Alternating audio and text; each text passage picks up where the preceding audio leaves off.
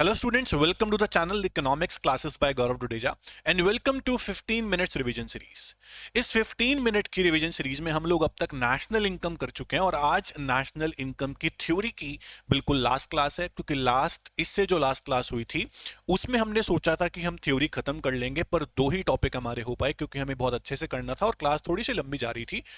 और आज finally national income की बिल्कुल बिल्कुल लास्ट क्लास है। आज नेशनल इनकम ओवर हो जाएगा क्योंकि हमारे पास सिर्फ दो ही टॉपिक बचे हैं, जीडीपी एंड वेलफेयर लिमिटेशन, जो एक बहुत ही इंपॉर्टेंट टॉपिक होता है। अगर आप ध्यान से देखें पिछले एग्जाम्स में तो एक्सटर्नैलिटीज वाला एक पॉइंट है, नॉन मॉनेटरी एक्सचेंजेस है, डिस्ट्रीब्यूशन ऑफ जीडीपी है, एज अ लिमिटेशन बहुत बार एग्जाम में आया और इसकी केस स्टडी आ जाती है, indirect question value based question बन के आ जाता है। उसके अलावा आपने ध्यान दिया हो कि real GDP and nominal GDP के ऊपर डेफिनेटली क्वेश्चन बनता है, न्यूमेरिकल आ जाएगा या फिर थ्योरी आ जाएगी, कौन सा बेटर है पूछ लेंगे, विद रीजन बताओ। तो ये दो ही टॉपिक हमारे पास बचे हैं और दोनों के दोनों वेरी वेरी इंपॉर्टेंट टॉपिक हैं। बहुत ध्यान से सुनना इस क्लास को। इस क्लास के बाद हम नेशनल इनकम ओवर कर लेंगे एंड देन हम शुरू करेंगे मनी एंड बैंकिंग। उसके बाद में बीच में आपको एक नेशनल इनकम के न्यूमेरिकल का पूरा असाइनमेंट कराने वाला हूं, ठीक है। फिर मनी बैंकिंग, फिर एडीएस, इस तरह से मैक्रो की थ्योरी चलेगी और देन इंडियन इको पे भी आएंगे। तो आज हम कर रहे हैं नेशनल इनकम को फिनिश। बहुत ध्यान से सुनना है, टॉपिक वेरी वेरी इंपॉर्टेंट है। तो नेशनल इनकम थ्योरी में आज हम कर रहे हैं सबसे पहले real GDP and nominal GDP. उसके बाद हम करेंगे जीडीपी एंड वेलफेयर लिमिटेशन। सबसे पहले देखो, अगर आपको नोट्स चाहिए तो टेलीग्राम चैनल पर मैं डाल देता हूं, वहां से डाउनलोड कर सकते हो। और वीडियोस को लाइक किया करो और चैनल को सब्सक्राइब कर दो अब तक नहीं किया तो आपने। तो अब शुरू कर रहे हैं हम nominal GDP and real GDP. Topic बहुत इंपॉर्टेंट है, ध्यान से समझना है। नॉमिनल जीडीपी के नाम से क्वेश्चन आ जाए या फिर जीडीपी एट करंट प्राइस के नाम से क्वेश्चन आ जाए, both are same thing. Real GDP के नाम से क्वेश्चन आ जाए या जीडीपी एट कांस्टेंट प्राइस के नाम से क्वेश्चन आ जाए, बोथ आर सेम थिंग। तो nominal GDP and real GDP को बहुत ध्यान से रिवाइज करेंगे। पहले आपने एक बार कर रखा है तो बहुत अच्छे से समझ में आएगा आपको नॉमिनल जीडीपी क्या होता है।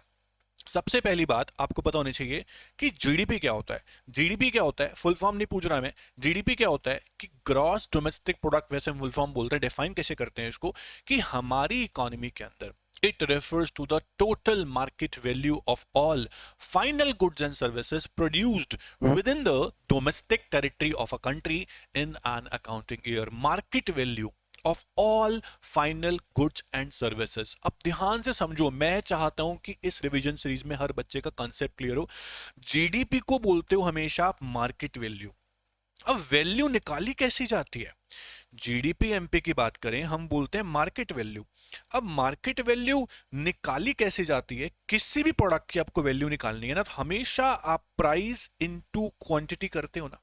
बहुत सिंपल तरीके से समझाऊंगा, प्राइस इनटू क्वांटिटी करते हो ना। अगर मैं आपको बोलता हूं कि 2020 में हम लोगों ने 10,000 यूनिट्स प्रोड्यूस की हैं किसी प्रोडक्ट की, और 2020 में ही जो प्राइस चल रहे थे प्रोडक्ट के, फॉर एग्जाम्पल वो चल रहे थे 10 रुपीज पर यूनिट।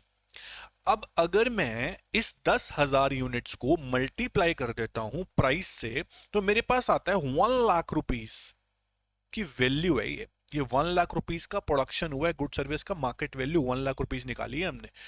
तो इसको बोलोगे आप जीडीपी। पर ये जीडीपी कौन सा जीडीपी है? ये है नॉमिनल जीडीपी। पता कैसे चला? ध्यान से सुनना। अगर हम नॉमिनल जीडीपी की बात कर रहे हैं तो इसका मतलब क्या होता है कि जब आप गुड सर्विस की मार्केट वैल्यू को सेम ईयर यानी कि करंट ईयर के प्राइस पे ही एस्टिमेट करते हैं, when the value of all final goods and services is estimated on the basis of current year price, known as nominal GDP. अगर मैं आज करंट ईयर की आउटपुट को, लाइक 2020 के आउटपुट को 2020 के ही प्राइस से एस्टिमेट ना करता, किसी प्रीवियस ईयर जो एक बेस ईयर माना गया है। बेस ईयर क्या होता है सबको पता होना चाहिए। जिन बच्चों को कॉन्सेप्ट्स क्लियर नहीं है, बेस ईयर क्या है ध्यान से सुन लो। बेस ईयर ऐसे ही कोई ईयर नहीं होता। बेस ईयर वो ईयर होता है जिस ईयर में फ्लक्चुएशंस, इकोनॉमिक फ्लक्चुएशंस बहुत कम हुई हैं, स्टेबिलिटी ज्यादा थी, उस ईयर को बेस ईयर माना जाता है, क्योंकि वो ईयर कंपैरिजन करने के लिए बहुत बेस्ट होता है आउटपुट को। तो बेस ईयर सेलेक्ट किया जाता है। है ना। तो बेस ईयर सेलेक्ट करने में बहुत प्रॉब्लम भी आती है। इंडेक्स नंबर आपने पढ़ा हो अगर आपने क्लास 11th में, तो वहां आपने देखा होगा। तो नॉमिनल जीडीपी के अंदर हम गुड सर्विस के वैल्यू को करंट ईयर के प्राइस पे एस्टिमेट करते हैं, और रियल जीडीपी के अंदर गुड सर्विस के वैल्यू को उसी ईयर के प्राइस से एस्टिमेट ना करके बेस ईयर के प्राइस से एस्टिमेट करते हैं। आई होप आज आपका ये टॉपिक थोड़ा सा क्लियर हो रहा होगा। नॉमिनल जीडीपी क्या है? When the market value of all final goods and services, when the market value of all final goods and services is estimated on the basis of current year prices known as nominal GDP। ध्यान से सुनना, current year के price पे अगर हम आज के good service की वैल्यू को आज के ही प्राइस से एस्टिमेट ना करके बेस ईयर के प्राइस से एस्टिमेट करते, अगर हम बात करते रियल जीडीपी की, तो आप पूरी डेफिनेशन सेम लिखेंगे। When the value, market value of all final goods and services is estimated on the basis of base year prices, यहां क्या आ जाता? Base year prices known as real GDP, उसको बोलते हैं हम रियल जीडीपी। तो जब भी ध्यान रखना, अगर गुड सर्विस के वैल्यू को बेस ईयर के प्राइस से एस्टिमेट किया जाए तो रियल जीडीपी, अगर गुड सर्विस की वैल्यू को करंट ईयर के प्राइस से एस्टिमेट किया जाए तो नॉमिनल जीडीपी कहलाता है। तो अब दोनों का एग्जाम में ना डिफरेंस आ जाता है कि क्या डिफरेंस है नॉमिनल में और रियल में, और कौन सा बेटर है। तो आप जब भी ये क्वेश्चन देखें एग्जाम में, बहुत बार रिपीट होता है क्वेश्चन कि विच जीडीपी इज बेटर, नॉमिनल और रियल, तो आप बोलोगे sir real GDP is better. उसके 3 रीजन आप दोगे, मैं आपको दिखाता हूं अभी नोट्स में क्या रीजन है। नोट्स पे लेके चलता हूं। अब देखो, अगर आपको ये बोलते हैं विच जीडीपी इज बेटर, रियल और नॉमिनल, ये क्वेश्चन आपको आ जाए, आप बोलोगे real GDP is better than nominal GDP because, सबसे पहली बात आपने क्या नोट की कि रियल जीडीपी के अंदर हम देखें तो प्राइस तो हमने बेस ईयर के लिए हैं जो कांस्टेंट रहते हैं, फ्लक्चुएशन क्योंकि बहुत कम हुई है, तो सारा का सारा जो रिजल्ट होगा जीडीपी के अंदर वो आउटपुट ही आउटपुट का होगा, प्राइस का नहीं होगा, प्राइस तो कांस्टेंट रहे होंगे। तो इसलिए बोलते हैं रियल जीडीपी के अंदर जो है ना वो आउटपुट का इफेक्ट होता है। आपकी कंट्री को आउटपुट ज्यादा चाहिए, इन्फ्लेशन नहीं चाहिए। इन्फ्लेशन थोड़ा बहुत ठीक रहता है, बट आपको ग्रोथ के लिए क्या देखते हो? आपके आउटपुट का प्रोडक्शन, हमने गुड सर्विस कितनी बनाई है। तो real GDP is better because कि वहां पर जो इफेक्ट आता है वो सारा गुड्स एंड सर्विस के प्रोडक्शन इंक्रीज होने का आता है, प्राइस का इफेक्ट तो बिल्कुल नहीं होता, ना के बराबर होता है। अगर हम बात करें नॉमिनल जीडीपी की तो वहां पर आउटपुट जो बढ़ी है वो प्राइस और क्वांटिटी ऑफ गुड सर्विस दोनों की वजह से जीडीपी जो है वो नॉमिनल जीडीपी है। तो उसके अंदर आउटपुट और प्राइस दोनों का इफेक्ट है। तो हम कैसे एक कंट्री के रियल पिक्चर ऑफ ग्रोथ देख पाएंगे नॉमिनल से, क्योंकि उसमें तो प्राइस का इफेक्ट भी है। हमें सिर्फ ये देखना है कितनी गुड सर्विस कंट्री में, जितना कंट्री के अंदर ज्यादा से ज्यादा गुड सर्विस का प्रोडक्शन होगा उतनी कंट्री ग्रो कर रही है, ऐसे देखते हैं आप ग्रोथ। तो वो रियल जीडीपी से देखी जा सकती है। Therefore, real GDP is better than nominal GDP। ये बहुत इंपॉर्टेंट क्वेश्चन है, इसका आंसर एग्जैक्ट ही है। पहला रीजन तो ये था।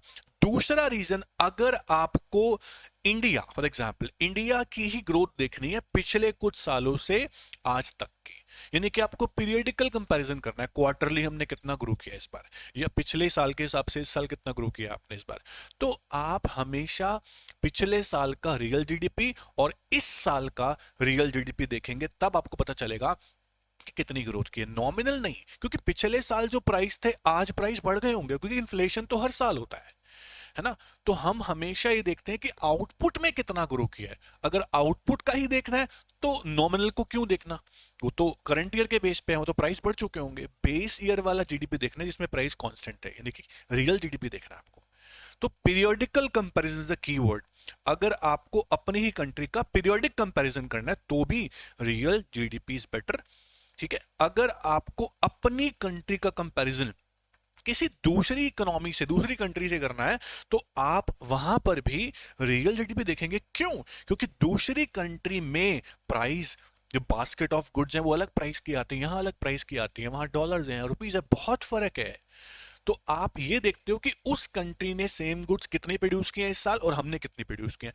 तो उसके लिए भी आपको आउटपुट वाला जीडीपी देखना है, ना कि प्राइस वाला, यानी कि आपको रियल देखना है। तो नॉमिनल जीडीपी क्यों नहीं देखा जाता हर बार? क्योंकि नॉमिनल जीडीपी करंट ईयर के प्राइस पे निकाला गया है और करंट ईयर में प्राइस तो बढ़े हुए होंगे। आप कोई ऐसा साल लें जिसमें फ्लक्चुएशंस कम थी, तो आपको आउटपुट की असली ग्रोथ पता चलेगी, और वो पता चलती है रियल जीडीपी से।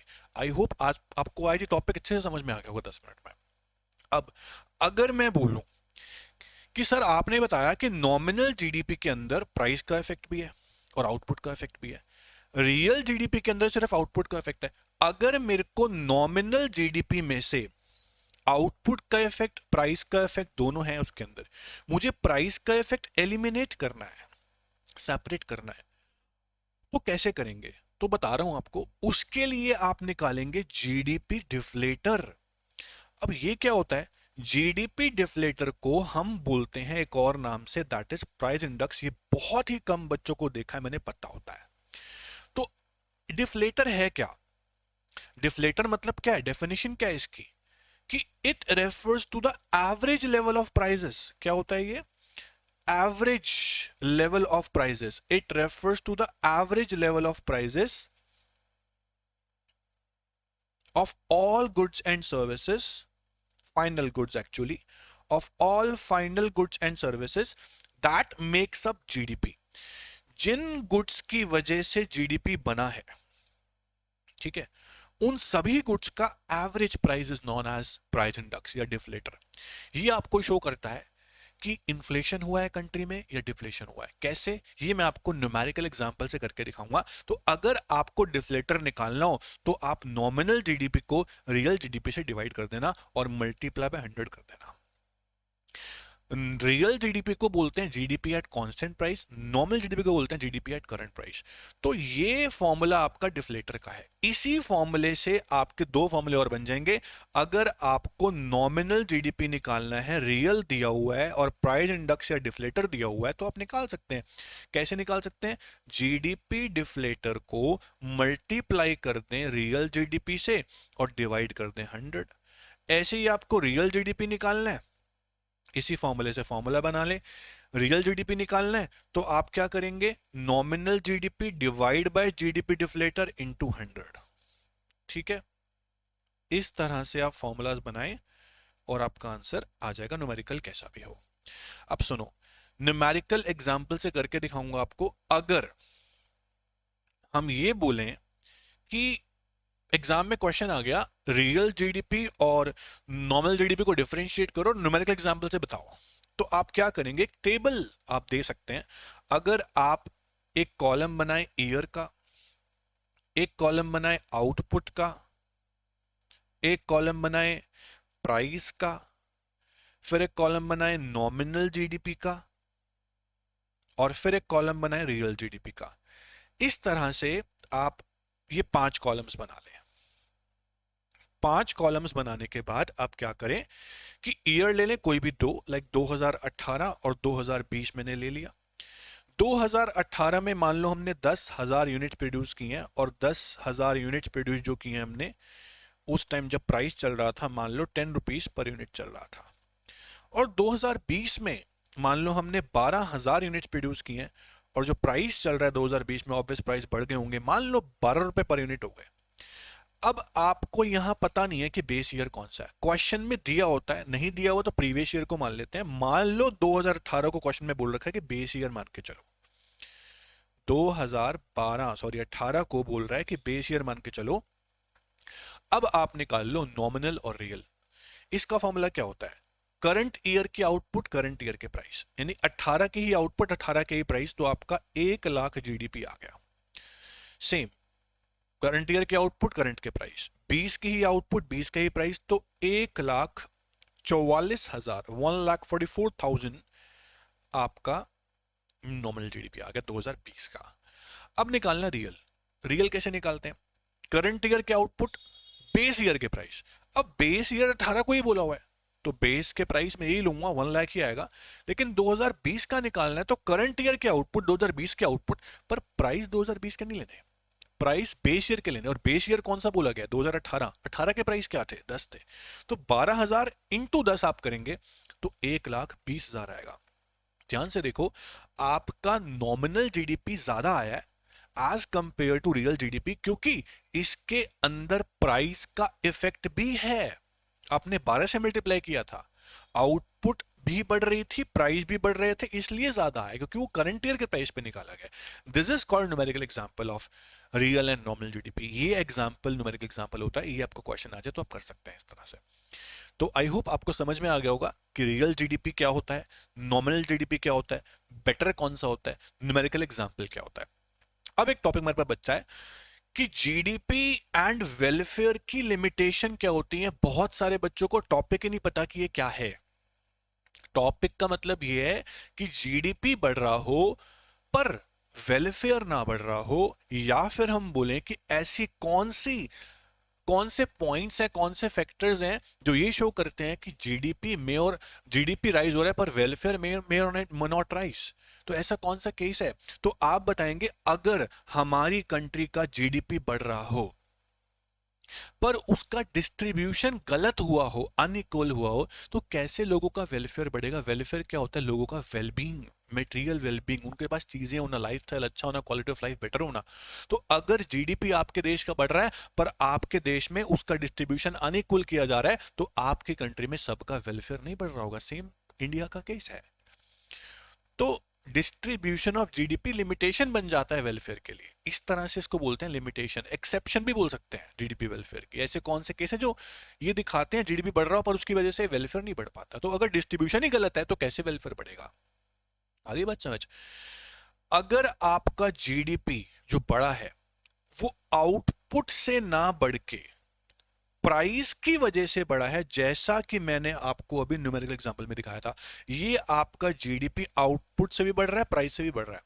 सोचो प्राइस का इफेक्ट बहुत ज्यादा होता, आउटपुट का इफेक्ट कम होता, तो इसका मतलब क्या है कि आपकी कंट्री में रियल ग्रोथ तो हो ही नहीं रही, गुड सर्विस का प्रोडक्शन तो बढ़ नहीं रहा, जीडीपी बढ़ता हुआ दिख रहा है लेकिन वो जीडीपी में प्राइस का इफेक्ट बहुत ज्यादा है। वो कैसे आपकी कंट्री की रियल ग्रोथ शो करेगा, कैसे वेलफेयर को शो करेगा। तो ऐसा जीडीपी जो प्राइस की वजह से बढ़ रहा हो, वो वेलफेयर को चेक करने के लिए, मेजर करने के लिए रिलायबल इंडेक्स नहीं होता, क्योंकि उसमें प्राइस का इफेक्ट बहुत ज्यादा होता है, इसलिए वो लिमिटेशन है। तो जीडीपी कैसे बढ़ना चाहिए, आउटपुट से बढ़ना चाहिए, उसके अंदर प्राइस का इफेक्ट बहुत कम होना चाहिए, इसलिए बोलते हैं कि बेस ईयर से लो।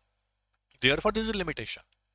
थर्ड पॉइंट है, अगर आपकी कंट्री में जो ट्रांजैक्शन हो रही है, जो एक्सचेंज हो रहा है, गुड सर्विस को बेच रहे हो, खरीद रहे हो, अगर वो बिना पैसों वाला ज्यादा हो रहा है, मतलब नॉन मॉनेटरी, मतलब बिना पैसों के, आप किसी को सर्विस देते हो, पैसे नहीं लेते हो, आप हेल्प कर रहे हो, फ्री ऑफ कॉस्ट कर रहे हो। जैसे कि हम घर में किचन गार्डनिंग कर लेते हैं तो कोई पैसे बाहर नहीं देने पड़ रहे, आप सारा काम खुद ही कर रहे हो घर पे, किचन गार्डनिंग हो गया। या फिर हाउस वाइफ के सर्विसेज घर पे खुद काम कर रहे हैं, हाउस वाइफ मेड नहीं रख रहे हो पैसे। तो अगर सोचो सारे लोग काम खुद ही करेंगे, मार्केट में पैसा जनरेट कैसे होएगा, और पैसा नहीं आएगा तो वेलफेयर कैसे बढ़ेगा। जिस इकोनॉमी के अंदर नॉन मॉनेटरी ट्रांजेक्शंस बहुत ज्यादा होती हैं उसका वेलफेयर नहीं बढ़ सकता। तो नॉन मॉनेटरी एक्सचेंज की एक और पॉइंट भी यहां लिख सकते हो आप कि अगर आपकी कंट्री में जो नॉन मॉनेटरी ट्रांजैक्शन हो रही है उनकी वैल्यू जो है वो जीडीपी के अंदर एस्टिमेट ही नहीं हो रही, पर सर्विस तो आप कंज्यूम कर रहे हो, आप खाना भी खा रहे हो, सब्जियां उगा रहे हो, उसको कंज्यूम भी कर रहे हो, पर आपकी वैल्यू उसकी जो है मार्केट में एस्टिमेट नहीं हो रही, क्योंकि उसको मार्केट में लाया ही नहीं गया,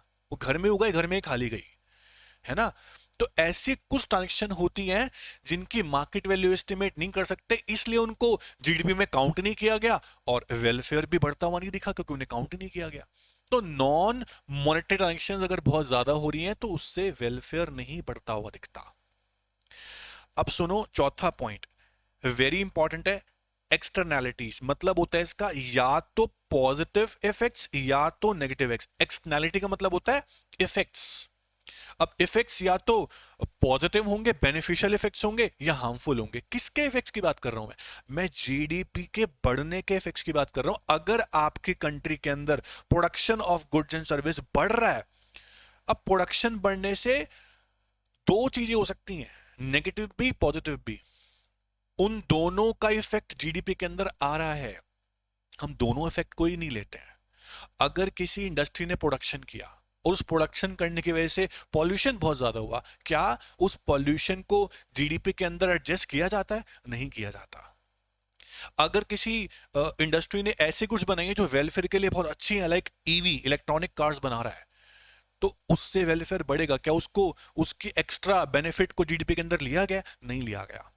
तो कभी कभी क्या होता है कि एक्सटर्नैलिटीज को, ना नेगेटिव को ना पॉजिटिव को, किसी को भी जीडीपी के अंदर लिया नहीं जा रहा है, क्योंकि मार्केट वैल्यू नहीं पता, कितना पॉल्यूशन हुआ कैसे माइनस करूं पता नहीं है, कितना बेनिफिट मिलेगा ईवी से मेरे को वैल्यू नहीं पता, तो मैं कैसे ऐड जीडीपी के अंदर करूं? तो वेलफेयर जो है ना कम भी होता है, बढ़ता भी एक्सटर्नैलिटी से, लेकिन उसको जीडीपी के अंदर एडजस्ट अभी नहीं किया जा रहा है, क्योंकि बहुत डीप में कैलकुलेशन हो जाएगी, तो नहीं किया जाता। ये लिमिटेशन है। करना चाहिए नेगेटिव को भी पॉजिटिव को भी, ऐसा कहा जाता है, पर हम कर नहीं सकते, देयरफॉर लिमिटेशन। अब नेक्स्ट पॉइंट है, अगर आपकी इकोनॉमी के अंदर जीडीपी जो बढ़ रहा है उसका बढ़ने का रेट कम है, लेकिन जो पॉपुलेशन बढ़ रही है ना कंट्री की आपकी, उसका बढ़ने का रेट बहुत ज्यादा है। सोचो, अगर आप जीडीपी को पॉपुलेशन से डिवाइड करते हो तो क्या आता है? एक बंदे की एवरेज पर कैपिटा इनकम आती है ना। अगर जीडीपी कम रेट से बढ़ रहा होगा, पॉपुलेशन ज्यादा रेट से बढ़ रही होगी, तो पर कैपिटा इनकम दोस्त कम आएगी, और वो कम आएगी तो वेलफेयर कैसे बढ़ेगा? तो अगर पॉपुलेशन ग्रोथ जीडीपी के बढ़ने के रेट से ज्यादा है, तो वो वेलफेयर के लिए लिमिटेशन बन जाती है। पॉपुलेशन ग्रोथ कम होनी चाहिए, जीडीपी ग्रोथ ज्यादा होनी चाहिए। तो ये सारे पॉइंट जो है ना, ये क्या शो करते हैं कि इनसे वेलफेयर नहीं बढ़ता, ये लिमिटेशंस हैं। तो एग्जाम में ज्यादा इंपॉर्टेंट है नॉन मॉनेटरी एक्सचेंजेस, एक्सटर्नैलिटी और चेंज इन प्राइजेस, सारी इंपॉर्टेंट है। वैसे तो मोस्ट इंपॉर्टेंट ये वाली है, तो अच्छे से करना ये टॉपिक, वेरी वेरी इंपॉर्टेंट है। अगर आपसे पूछते हैं ग्रीन जीएनपी क्या होता है, सुन लो, एक नंबर की डेफिनेशन है बस। अगर हमने जो भी जीएनपी बनाया है, गुड सर्विस का प्रोडक्शन किया है, नेशनल इनकम जनरेट हुई है, उसमें से ऑब्वियस जब प्रोडक्शन किया था तो बहुत पॉल्यूशन हुआ होगा, एनवायरमेंट पॉल्यूट हुआ होगा, तो हमने उस खर्चे को जीडीपी में से एडजस्ट नहीं किया है।